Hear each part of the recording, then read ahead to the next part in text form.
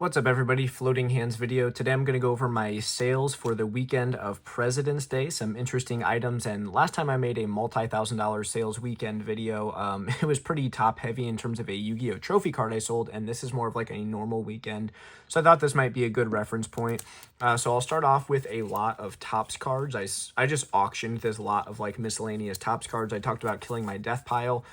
Recently I found these and just wanted to get rid of them, so this auction ended up selling for something like $3, but buyer paid shipping, so it's no big deal. I'll just throw those into a team bag and move on from them. I sold this lot of coins for $10, buyer paid shipping. This was an old listing that honestly I forgot that I had. I'd kind of like dig it up out of my inventory. I don't usually have buyers pay for shipping unless it is just a miscellaneous item or an auction is kind of like a fail-safe to make sure I don't lose a ton of money. But that lot of coins was $10 plus shipping. Now I'll get into the singles before the slabs.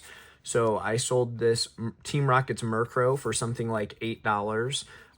This Machoke was like $7. This Japanese Lightning Energy was $1.80 or something like that. I don't remember all the exact prices. Latias was about $12. Dark Sylveon was somewhere around $7 or $8. This Shinji Kanda Galarian Moltres was about, what was it, $12, $11.99 I think I sold it for, and I've got backup copies. This Wailord is down a little bit. I think I sold my most recent copy from like my listing was at like $18, and this one sold for $12 or $13. I sold this Southern Islands Togepi for something like $45 in moderately played condition due to scratches on the front, but the back is actually relatively clean. Another Team Rocket's Murkrow for the same price as stated before. Okay, so those are all of the singles that I've got to ship out. You'll notice that I have a piece of painter's tape over this because that's just the optimal way to do this, regardless of what anyone incorrectly says. However, I'll touch base on what I do for more expensive cards like this.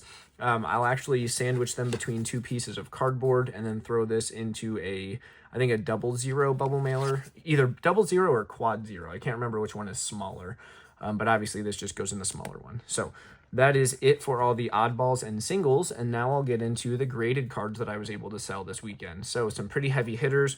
Shout out Johto Jake. I sold a 151 Blastoise. Of course, this isn't fit for his collection because it's not a black label contender, but someone out there will be happy to own it. We've got Team Rocket's Nidoking. A very cool card. I'll probably PC a copy of this someday, but I just can't stomach it at this time. And by the way, this was I think $499 or $399, I can't recall. This was $289.99. I sold this Japanese Espeon VMAX Altar. So this is from the EV Heroes like premium collection box. This sold for, something like $400. I don't, plus or minus 100 on most of these slabs. This Zekrom 9, a failed grade, was $200. I bought this card, so this one isn't something that I like. It was a loser for me, right? So this I bought for something like $160 or $150. I'm out $45 in grading fees. So before eBay fees, I'm at a break even. So obviously I'm just taking the L on the eBay fees and shipping on that. But there's so many other winners in this video that like stuff like that doesn't matter too much. Here's another loser. This was a Brilliant Stars PSA 9. Just got knocked by centering. I thought that this was like centering that could pass, but PSA is PSA, it is what it is. Not going to lose sleep over it. I think I actually made money on this 9 though, which is always interesting, just because of price change from when I bought it raw versus now. And then the last two cards I actually featured in a recent video. These are cards that the seller approached me on Facebook because we'd done deals in the past. He wanted to offload them to me at like 75%. I listed them at market price and sold them the same weekend. So this is a, quick, 10% margin or whatever, just from having a bigger eBay store. So this was $145, and I think this was something like $130, but maybe I'm wrong. So pricing on all these, maybe I'll do like a scroll through or something of the sales to show you just like the exact prices, or maybe I won't do that, but that's what sold over the weekend. I believe that this all totals out to somewhere around like $3,000 for the weekend.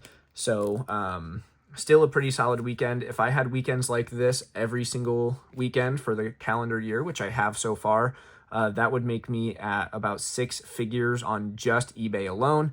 Plus, you have to consider that I'm selling on places like Fanatics, Z&G Emporium on occasion, various consignment services for sealed products. So all that said, we're shaping up to have a pretty strong year. Right now it's cool because I'm pacing just from weekend to weekend to do better or to outperform my 2025 fiscal year just on weekend sales right now. And this has happened from January to February. And then obviously I'm making multiple sales every day as well. So this is just pretty sweet. Again, a lot of these cards that you just saw, like in this raw pile, for example, were from collections that I just picked up this weekend. So just doing the work to get the cards listed as fast as possible is how you can have the most ideal situation to win. And you always want to be improving your chances of winning. Those are the conditions that reselling does best in. So thought this one was a cool one to share with all of you. Hopefully you're out there making some sales this weekend as well. Thanks for watching, and I will see you on the next one.